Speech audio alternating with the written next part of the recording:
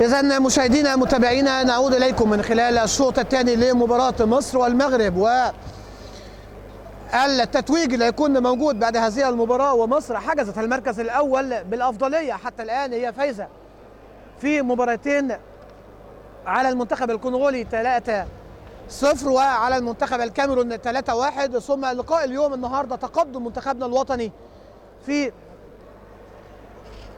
الشوط الأول 25-14،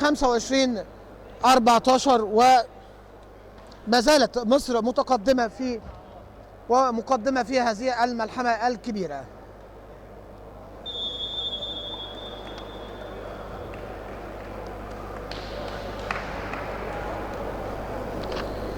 اليوم الأول كانت الكاميرون والمغرب، فازت الكاميرون 3-1 على المغرب، ثم لقاء مصر والكونغو 3-0 صالح مصر. واليوم الثاني كان الكونغو والمغرب، فازت المغرب على الكونغو 3-1، ثم مصر تفوز على الأسود الكاميرونية 3-1. والنهارده في مباراة تأكيد وحجز تذكرة العبور الثانية مع منتخبنا الوطني لمونديال العالم بلغاريا إيطاليا اللي يكون في سبتمبر 2021.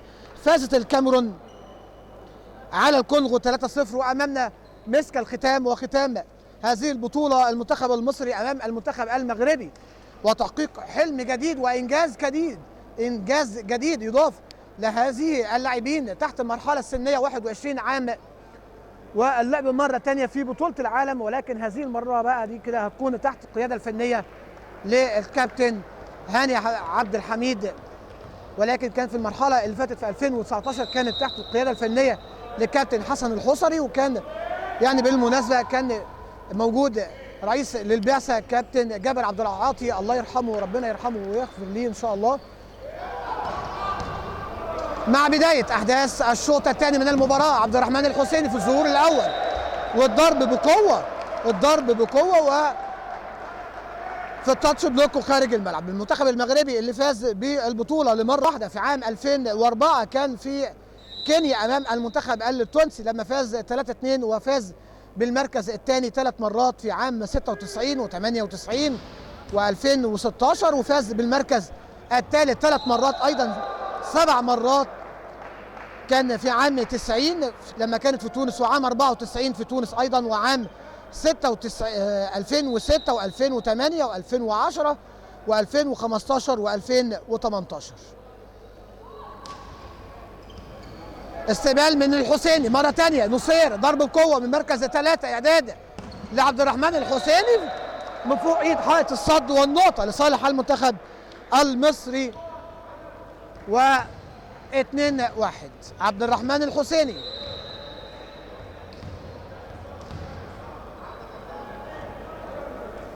عبد الرحمن الحسيني استقبال من ياكي من المنتخب المغربي مرة تانية، بتتلم إعداد في مركز 4 لعبد العظيم. لا أحمد عبد العظيم تستحق النهارده يا أحمد عبد العظيم أن تكون نجم وتكون تحصل على جائزة فردية موجودة، وهنشوف نجومنا النهارده نجوم المنتخب الوطني اللي هيكونوا على منصة التتويج، وأيضا حصد الجوائز الفردية اللي هتكون موجودة، وتستحقوا الإشادة وتستحقوا أن تكونوا محط أنظار الجميع في القارة السمراء. عبد الله سديل ارسال خارج الملعب مع التقدير والتأمين الموجود من عبد الرحمن الحسيني حتى الخروج الآمن خارج الملعب، والنقطة لصالح منتخبنا الوطني. ويوسف نصير على الإرسال. نصير يوسف لاعب نادي وادي دجلة، استقبال لكرة أولى ولا أجمل من الخياط، إعداد من ياكي اللي يعني كده بيأمن كرة ببليس داخل الملعب. وهنشوف المتابعة الموجودة من الحكم الأول النهارده اللي بيعطي إشارته لجانب المنتخب المغربي، السومي اللي بيدي الكرة لجانب المنتخب المغربي. ياكي على الإرسال، استقبال من عبد العظيم، أنس شوقي بيغير الملعب وبيظهر في الصورة مرة تانية مروان الصافي اللي بيطلع فوق من مركز 2 وبيطير وبيضرب من مركز 2 بكل قوة وبيلتقط بيها على الإرسال. 5-3 لصالح منتخبنا. مروان مرة تانية بيأمن الكرة مروان وتأمينه للكرة في اللقطة الماضية مع الإرسال الموجود، وبياخد بيه نقطة مباشرة وإرسال إيس و6-3. مروان الصافي مرة تانية، هنشوف مروان سبايك سيرف خارج الملعب، خارج الملعب من مروان، و4 المغرب 6 مصر. محمد جبور على الإرسال من جانب المنتخب المغربي، فلوتر مع الجنب موجه. أحمد عبد العظيم مرة تانية، أحمد عبد العظيم بيضرب وبيلف إيده كويس بزاوية حادة، وبيضرب من مركز 4 لمركز 4 في التاتش بلوك وداخل حدود الملعب المنتخب المغربي، وبياخد بيها النقطة رقم 7. 7 مصر 4 المغرب، وعبد العظيم على الإرسال. أحمد عبد العظيم إرسال من أحمد في الشبكة، كرة مش معدية، والنقطة لصالح المنتخب المغربي، و5-7.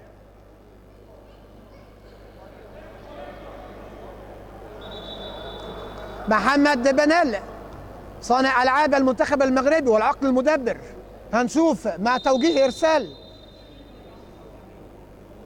محمد، إرسال فلوتر مع الجنب في آخر الملعب. إبراهيم رسلان أنا الشاوي، يا ولد يا ولد، إعداد متقن، إعداد كرة واقفة فوق في الشبكة في مركز 4، والتقليص كان موجود من عبد الرحمن الحسيني اللي بيطلع فوق في الهواء وبيضرب كرة وبياخد بيها التكنيكال تايم اوت الأول من أحداث الشوط الثاني من المباراة، بالأفضلية لصالح منتخبنا الوطني 8-5. بفارق 3 نقاط يتفوق وتقدم منتخبنا الوطني.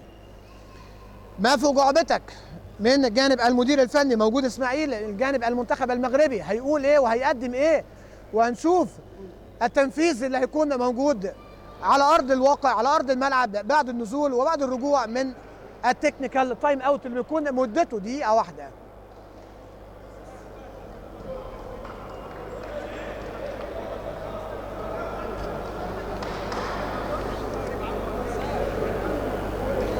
يحضر هذا اللقاء طبعا يعني الدكتور سامح حمدي رئيس الاتحاد المصري لكرة الطائرة، وكابتن إيهاب عزمي، مهندس أيمن غزلان، وكبار الرجال الاتحاد الافريقي للكرة الطائرة، وكبار ضيوف مصر الأعزاء في يوم ختامي وتنظيم وتحدي جديد للإدارة المصرية على التصميم وتنظيم هذه البطولة وسط الإجراءات الاحترازية، وسبب يعني كده جائحة كورونا اللي منع أي حد من تنظيم في مثل هذه البطولات، ولكن مع التنظيم الموجود مع منتخبنا المصري وحسن الختام في هذا اليوم. عبد الرحمن الحسيني بيضرب بكرة بكل قوة من مركز 4 وبياخد بيها النقطة لصالح منتخبنا الوطني، و9-5.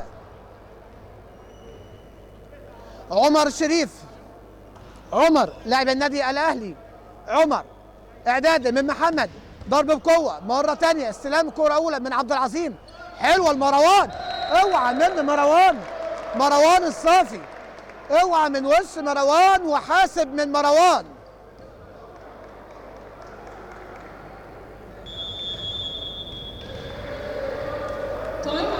وتايم اوت بيطلبه موجود اسماعيل المدير الفني للمنتخب المغربي لايقاف نزيف النقاط، وبفرق ال5 نقاط يتفوق وتقدم منتخبنا الوطني. النهارده اللجنه المنظمه للبطوله العليا لهذه البطوله رقم 19 المقامه على الاراضي المصريه برئاسه الدكتور سامح حمدي والمهندس ايمن غزلان نائب رئيس اللجنه، كابتن هاني فكري مدير البطوله، كابتن عماد الباهي المهندس عماد الباهي مساعد مدير البطوله، اللي هو خالد ابو زينه لجنه الاستقبال، ايهاب تدرس لجنه الاستقبال، كابتن مسعد عطله لجنه الاستقبال، لجنه الاقامه والاعاشه كابتن محمد خير، نادر مصطفى، اللجنه الطبيه كابتن الدكتور محمد يونس، الدكتور عمرو طه، الدكتور ايهاب طنطاوي، اللجنه الماليه عفيفي شحاته واحمد اباظه، اللجنه الفنيه الدكتور وائل انديل وكابتن طلعت عبد الرحيم. نعود مره ثانيه للقاء،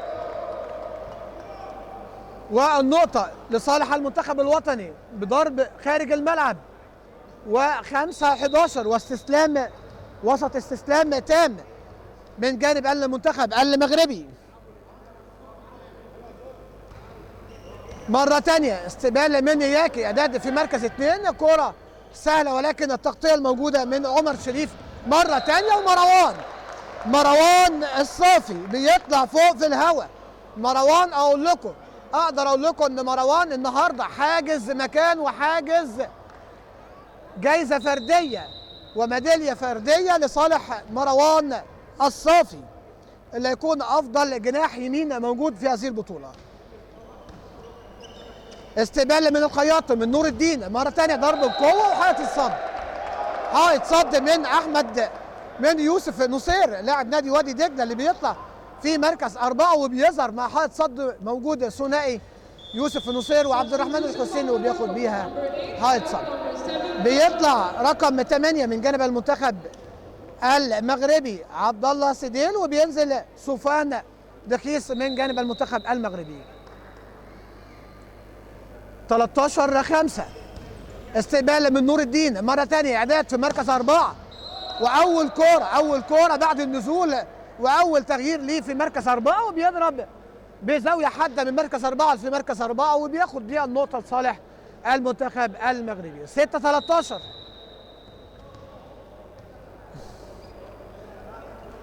مرة تانية عبد الرحمن الحسيني، كرة مش مظبوطة من أنس شوقي، مرة تانية تتلم من جانب المنتخب المغربي. البليس موجود وإبراهيم رسلان متابع الكرة ولكن الجسم ما كانش مظبوط على الكرة والكرة بتخرج خارج حدود الملعب، وإن كان عمل اللي عليه وعمل التراي في الكرة في اللقطة الماضية والنقطة لصالح المنتخب المغربي. 7-13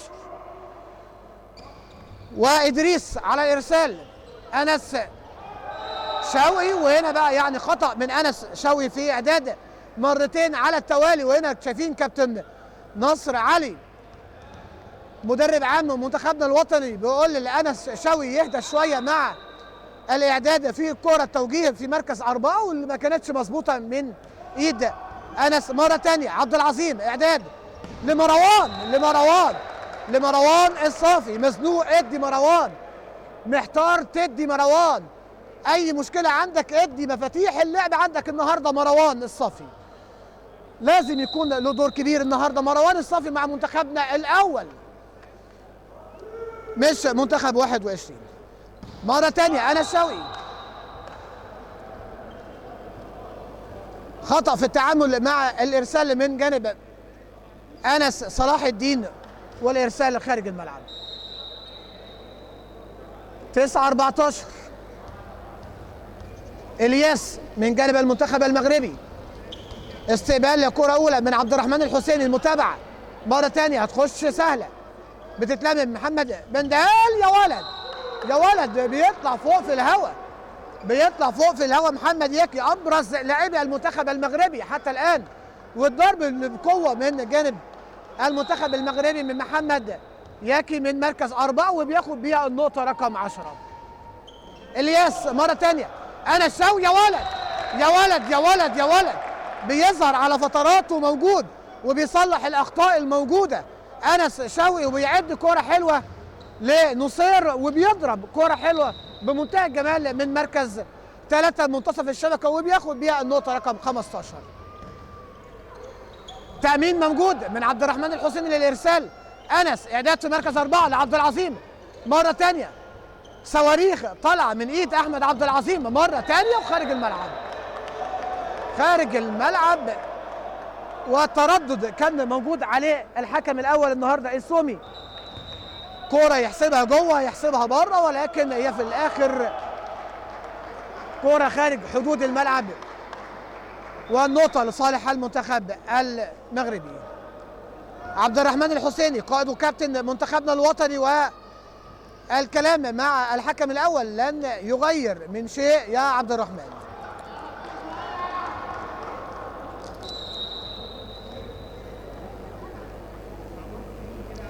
صفوان إرسال مرة تانية، أنس بيغير الملعب بشكل ممتاز. يا ولد مروان الصافي، حلوة هتطلع لمين ولا مين؟ مش لاقي حل، ملهمش حل. منتخب مصر النهارده بيقدم ملحمة كبيرة جدا ومباراة استعراضية كبيرة جدا يستحقوا ان يكونوا النهارده على منصه التتويج مع الميداليه الذهبيه تكون من نصيب منتخبنا الوطني. ولكن ايضا كده مع تاكيد الصداره اللي عن جداره واستحقاق النهارده منتخبنا الوطني مقدم مباراه ولا اجمل حتى الان. 16-11 والتكنيكال تايم اوت الثاني من احداث الشوط الثاني.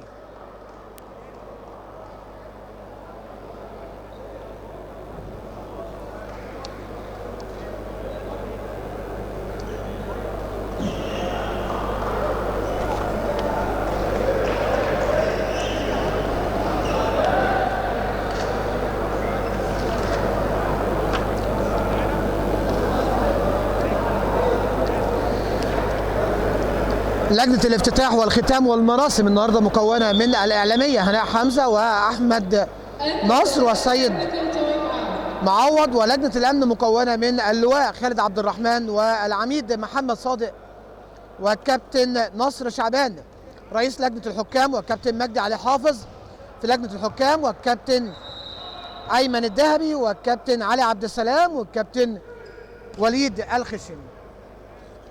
استلام كرة أولى ولا أجمل في المنطقة الخلفية المركز 2 وخارج الملعب، ضرب بقوة من مركز 2 في وضع الطيران، ولكن الكرة بتخرج خارج حدود الملعب والنقطة رقم 17-11.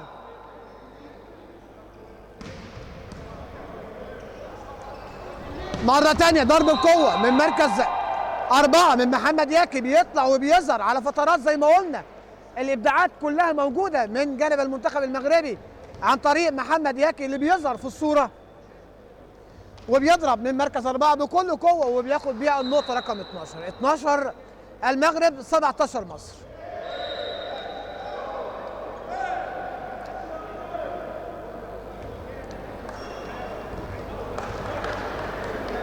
زي ما شفنا وزي ما قال مروان الصافي اللي حلمه يحترف في ايطاليا في الدوري الايطالي، تستاهل يا مروان الصافي يستاهل ان يكون في اكبر الدوريات الموجوده.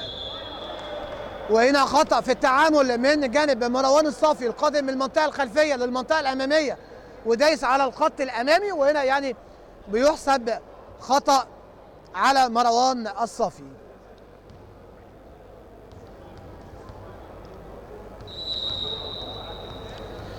جبور على الارسال من جانب المنتخب المغربي، مره ثانيه ارسال مع التامين الفلوتر مع الجنب، استقبال من الحسيني مره ثانيه يا ولد.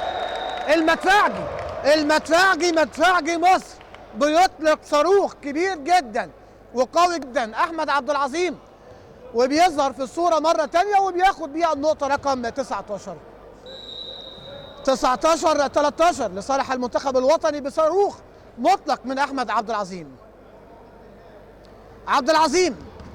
استقبال لكرة أولى مش مظبوطة، هتخش سهلة من جانب المنتخب المغربي، بتتلم من رسلان مرة تانية أنس وبيضرب كرة اللاعب عمر شريف لاعب منتخبنا الوطني، وكرة بتخرج خارج حدود الملعب.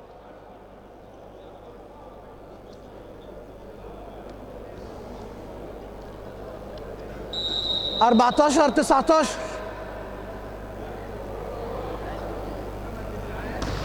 محمد، كرة بتتلم يا ولد يا مروان. مين بقى ده أنس شوقي اللي كان عايز يبلس كرة، ولكن هنا كان موجود في المتابعة والتغطية المثالية الموجودة من جانب المنتخب المغربي، وتتلم مرة ثانية والكرة بتخرج خارج حدود الملعب.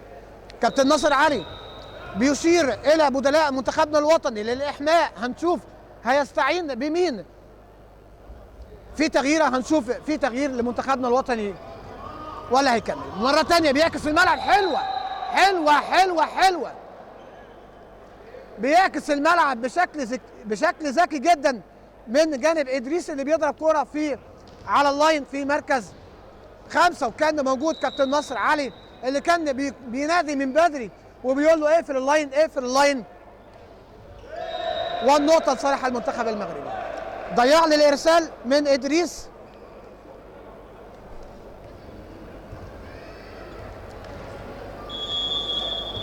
انس صلاح الدين. وتايم اوت لصالح المنتخب المغربي، و15-21 لإيقاف نزيف النقاط. وهنشوف يعني كده التايم اوت اللي هيطلبه هيثمر عن ايه. زي ما قلنا مصر حصلت على البطولة 4 مرات، في عام 2002 وفي عام 2006 و2015 و2016 وعام 2021. يحصل منتخبنا على البطولة رقم 5 وحصل على المركز الثاني 8 مرات بعد الخسارة أمام تونس في عام 84 وعام 86 أمام الجزائر وعام 92 أمام تونس وعام 2000 أمام تونس وعام 2008 أمام تونس وعام 2010 أمام تونس و2013 أمام تونس وفي 2018 أمام تونس أيضا الغائبة عن هذه البطولة. إذا منتخبنا الوطني بيخسر 8 مرات البطولة، من ضمنهم 7 مرات على إيد المنتخب التونسي ومرة وحيدة على إيد المنتخب المغربي. 16-21 مرة تانية عبد الرحمن الحسيني ليوسف نصير، أنس بيوقف كرة حلوة ممتازة لمروان، بيبلش كرة في مركز 6 مرة تانية، تغطية ممتازة من أحمد عبد العظيم، هتخش سهلة ولكن فور باص، كرة مش معدية خلاص، والنقطة صالح المنتخب المغربي. 17-21 الحسيني مرة تانية، استلام كرة مزنوقة، يا ولد يا ولد يا ولد يا ولد، أنس صلاح الدين بيطلع فوق في الهواء وبيوقف كرة رغم قصار طوله، كان موجودة مع حائط صد موجودة من جانب المنتخب المغربي، وبيوقف كرة والسريع بيخلص في اللقطة الماضية. الحسيني مرة تانية، كرة بتتلم من جانب المنتخب المغربي، وهنا ضرب بقوة، ضرب بقوة من مركز 2 وبياخد بيها النقطة رقم 18-22. وكان يعني كده المنتخب المغربي هو كده عنده صحوة موجودة، وهتحسن الأداء نسبيا عن الشوط الأول، اللي بيظهر كرة داخل الملعب، كرة داخل الملعب وبشكل غريب جدا. أسومي بيديها خارج الملعب من جانب يوسف نصير اللي بيطلع فوق في الهواء من مركز 3 وبيضرب كرة بكل قوة، ولكن خارج حدود الملعب، اللي اداها أسومي الكرة خارج حدود الملعب. على الفور بيطلب كابتن هاني عبد الحميد تايم اوت لايقاف نزيف النقاط، وان كان يعني كده المنتخب المغربي عنده صحوه موجوده، والجمل التكتيكيه اللي بتظهر من جانب المنتخب المغربي من جانب مركز 4 ومركز 2، وما عندوش الحلول الفرديه اللي موجوده غير ممثله في لاعب واحد هو محمد ياكي لاعب مركز 4، وعلى بعض الفترات اللاعب رقم 4 ادريس من جانب المنتخب المغربي. على الجانب الاخر منتخبنا الوطني كل الفريق نجوم، كل الفريق حلول فرديه موجوده من جانب منتخبنا الوطني، مروان الصافي ولا احمد عبد العظيم ولا عبد الرحمن الحسيني ولا انس شوقي المعد ولا ابراهيم رسلان معد الليبرو المنتخب الوطني.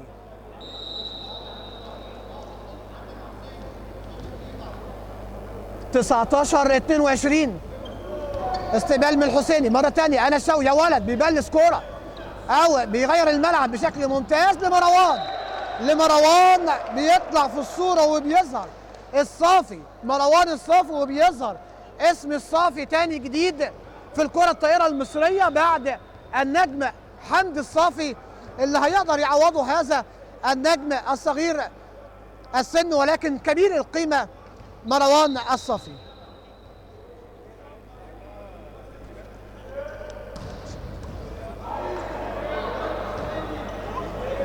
كرة مرة تانية، الاعتماد على بعض،